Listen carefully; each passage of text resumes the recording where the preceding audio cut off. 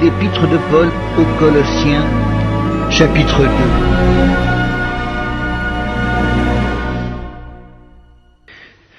Je veux en effet que vous sachiez combien est grand le combat que je soutiens pour vous et pour ceux qui sont à Laodicée, et pour tous ceux qui n'ont pas vu mon visage en la chair, afin qu'ils aient le cœur rempli de consolation, qu'ils soient unis dans la charité et enrichis d'une pleine intelligence pour connaître le mystère de Dieu, savoir Christ, mystère dans lequel sont cachés tous les trésors de la sagesse et de la science.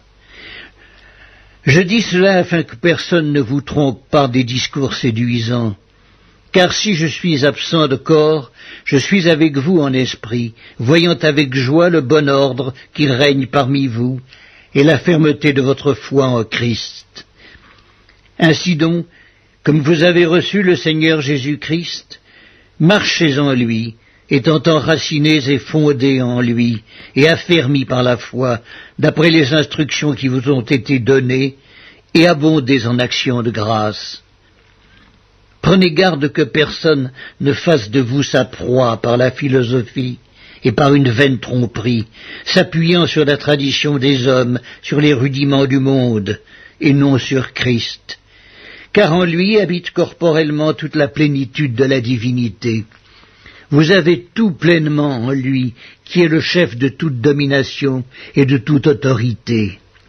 Et c'est en lui que vous avez été circoncis, d'une circoncision que la main n'a pas faite, mais de la circoncision de Christ, qui consiste dans le dépouillement du corps de la chair.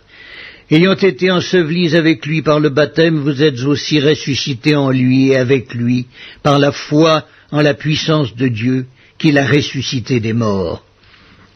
Vous qui étiez morts par vos offenses et par l'incirconcision de votre chair, il vous a rendus à la vie avec lui, en nous faisant grâce pour toutes nos offenses.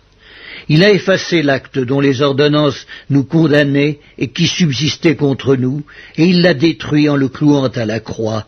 Il a dépouillé les dominations et les autorités, et les a livrées publiquement en spectacle, en triomphant d'elles par la croix. Que personne donc ne vous juge au sujet du manger et du boire, ou au sujet d'une fête, d'une nouvelle lune, ou des sabbats. C'était l'ombre des choses à venir, mais le corps est en Christ. Qu'aucun homme, sous une apparence d'humilité et par un culte des anges, ne vous ravisse à son gré le prix de la course, tandis qu'il s'abandonne à ses visions et qu'il est enflé d'un vain orgueil par ses pensées charnelles, sans s'attacher au chef, dont tout le corps, assisté et solidement assemblé par des jointures et des liens, tire l'accroissement que Dieu donne.